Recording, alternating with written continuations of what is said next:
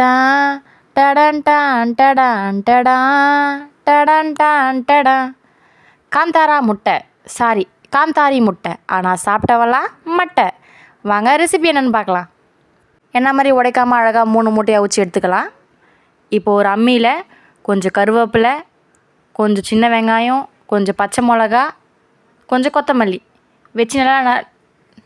வச்சு நல்லா நைஸாக அரைச்சிடுங்க.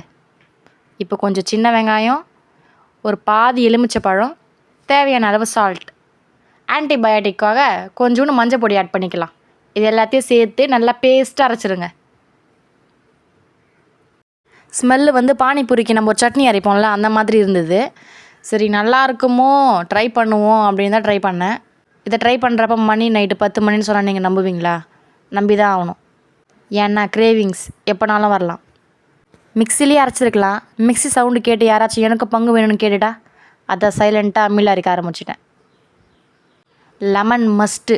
லெமன் தான் ஹீரோ ஆஃப் த டிஷ்ஷே. இப்போ அவிச்ச முட்டையை 2ஆக கட் பண்ணிக்கலாம்.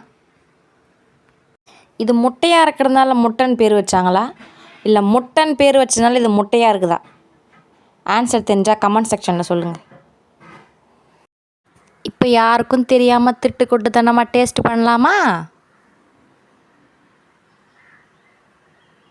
எக் பேஜ் அளவுக்கு இல்லைனாலும் அல்டிமேட்டாக இருந்தது.